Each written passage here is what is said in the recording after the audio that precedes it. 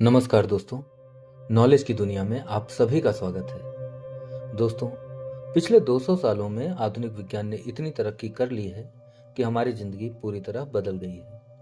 Mobile, internet, car, TV, हवाई जहाज, ये सब आज हमारी लाइफ का हिस्सा हैं। हर नया आविष्कार हमारा काम आसान करता है, टाइम बचाता है और लाइफ को कंफर्टेबल बनाता है।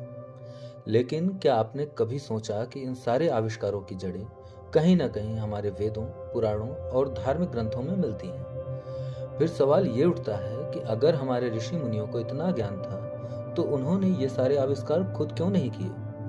और क्या सचमुच पिछले 200 सालों में ही सारे बुद्धिमान लोग पैदा हुए, या फिर हमारे पूर्वजों ने जानबूझकर ऐसे आविष्कारों से दूरी बनाए रखी? आइए इस टॉपिक पर थोड़ा डीप में बात करते हैं।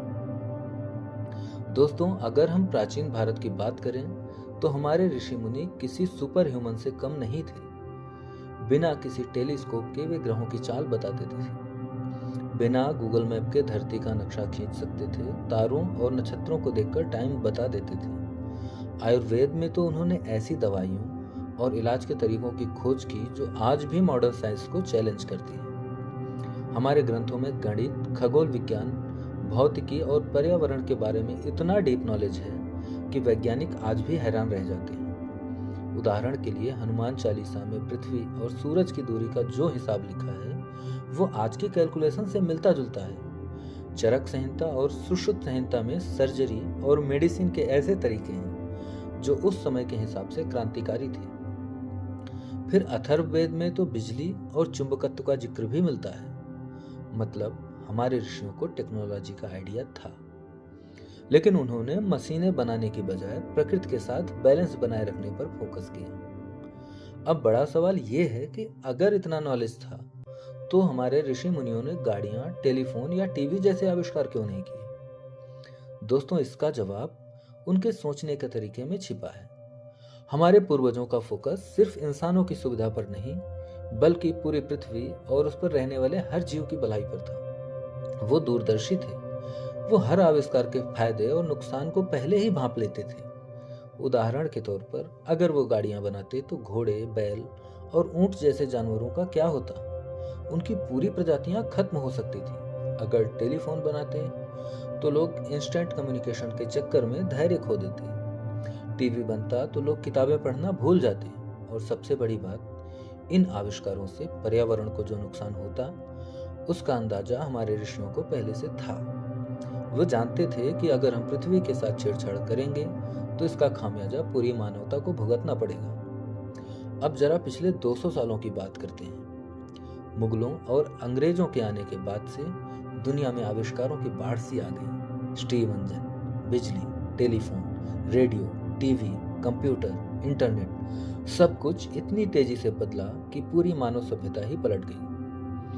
WIPO के डेटा के मुताबिक 1800 से 2000 के बीच लाखों पेटेंट्स फाइल किए गए। यह सचमुच एक बड़ी उपलब्धि है, लेकिन सवाल यह है कि क्या ये सारे आविष्कार सचमुच हमारी भलाई के लिए हैं? पिछले 100 सालों में हमने जितनी तरक्की की, उतना ही नुकसान भी उठाया।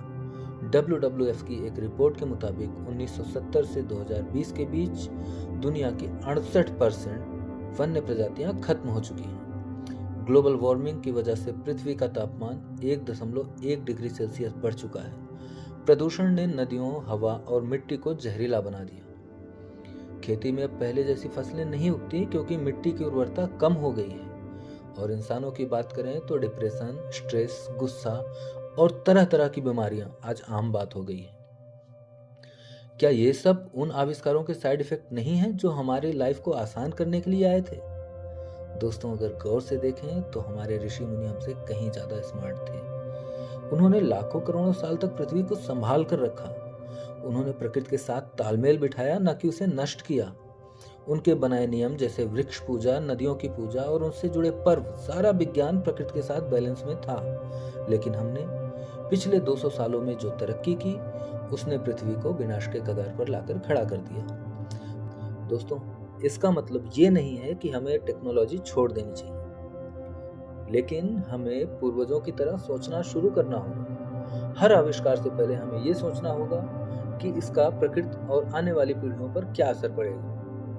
आज साइंस और टेक्नोलॉजी को अगर हम अपने वेदों और ग्रंथों के साथ जोड़ दें तो शायद हम एक ऐसी दुनिया बना सकते हैं जो सुविधाजनक भी हो और सस्टेनेबल भी। तो दोस्तों, आप क्या सोचते हैं, क्या हमारे ऋषि मुनि सचमुच मॉडर्न साइंस से आगे थे और क्या हमें उनकी दूरदर्शिता से कुछ सीखने की जरूरत है? इस बारे में आपकी क्या राय है, कमेंट में बताइए। वीडियो अच्छा लगा हो तो लाइक और शेयर करना ना भूलें और इसी तरह की रोचक जानकारी के लिए चैनल को सब्सक्राइब करें। जय हिंद।